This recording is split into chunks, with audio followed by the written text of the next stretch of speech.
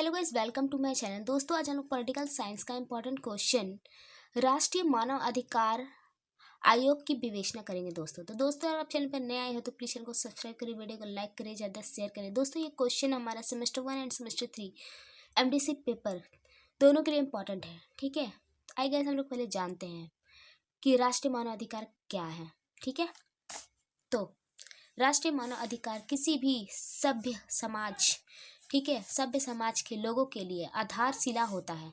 ये अधिकार व्यक्ति को गरिमा में जीवन जीने को प्रेरित करता है। ठीक है, स्वतंत्रता के साथ, समानता के साथ, इक्वालिटी के साथ, ठीक है, और न्याय प्रदान करता है। ठीक है, भारत जैसे लोकतांत्रिक यानी डेमोक्रेसी देश में मानव अधिकारों की रक्षा हेतु काम करता है। ठीक है, कौन? राष्ट्रीय मानव अधिकार। ठीक है, ये एक संस्था है।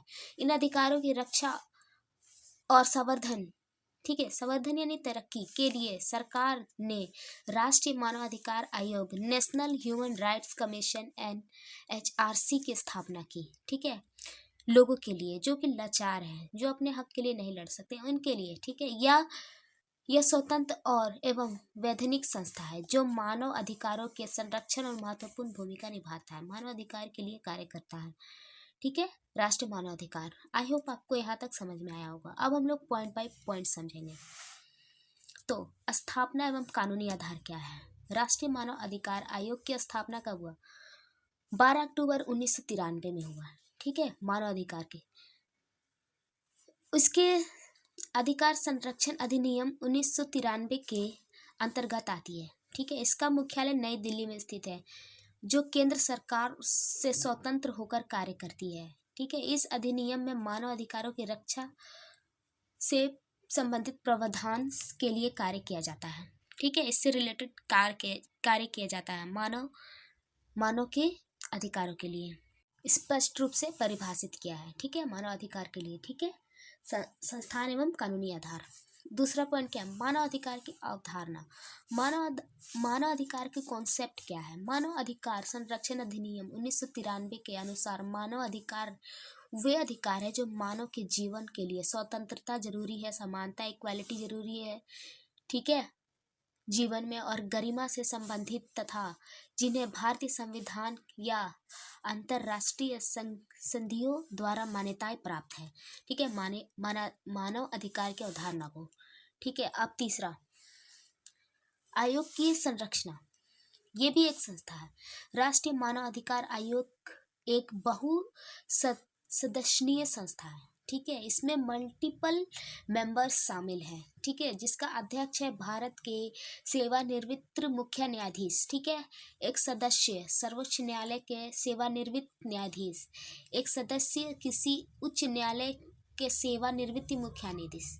ठीक है, रिपीटेड नो। दो अन्य सदस्य मानव अधिकार के क्षेत्र में विशेष ज्ञान और अनुभव रखने वाला। ठीक है, ये सारे इसमें संबंधित है।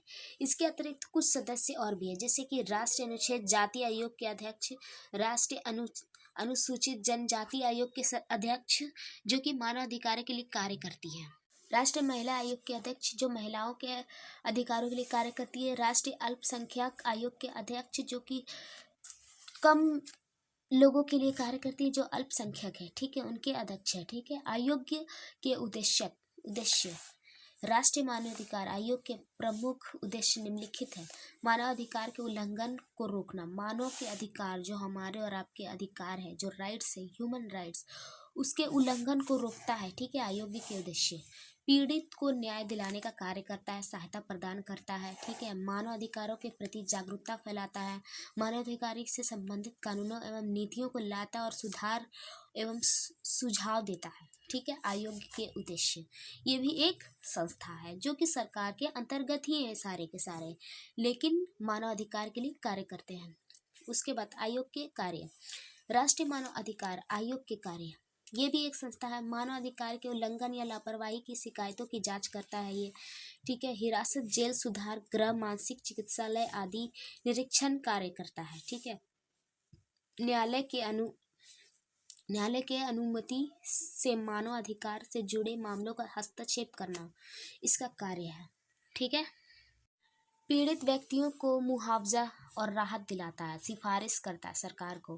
ठीक है, आयोग के कार्य, ठीक है, सरकार को मानव अधिकार से संबंधित कानूनों में सुधार हेतु सुझाव देना, ये कार्य करता है। ठीक है, स्कूल कॉलेज एवं प्रशासनिक अधिकारों को मानव अधिकार का प्रशिक्षण देना, ये इसका कार्य है। उसके बाद एक और संस्था, आयोग की शक्तियाँ, राष्ट्रीय मानवाधिकार आयोग की सिविल न्यायालय जैसी कुछ शक्तियां प्राप्त है, ये जानते हैं हम लोग। गवाहों को बुलाना और न्याय बयान दर्ज करना, हस्तक्षेप, दस्तावेज और अभिलेखों की मांग करना, शपथ पर साक्ष्य लेना, केंद्र और सरकार से रिपोर्ट मांगना, एक कार्य करता है। ठीक है, लास्ट 2 पॉइंट और। ठीक है, आयोग की सीमाएं, कुछ राष्ट्रीय मानवाधिकार आयोग के कुछ सीमाएं हैं। ठीक है, यह 1 वर्ष से अधिक पुराने मामलों की जांच नहीं करता है। ठीक है, इसके पास दंड देने की शक्ति नहीं होता है, इसे सरकार ने दंड देने की शक्ति प्रदान नहीं किया। सरकार आयोग की सिफारिशों को मानने के लिए बाध्य है ये। ठीक है, बाध्य नहीं है, सॉरी।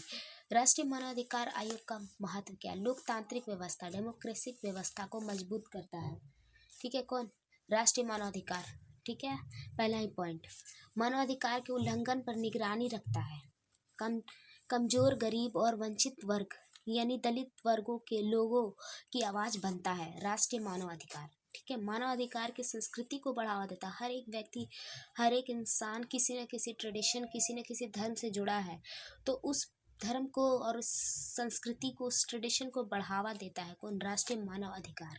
ठीक है, आई होप गाइज आपको वीडियो अच्छा लगा हो, तो प्लीज़ चैनल को सब्सक्राइब करके जाइएगा, वीडियो को लाइक कीजिएगा। फिर से हम लोग इसी तरह के इंपॉर्टेंट क्वेश्चन के साथ political science MDC paper semester 1 end semester 3 इसी तरह का इंपॉर्टेंट वीडियो के साथ लौटेंगे। Thanks for watching.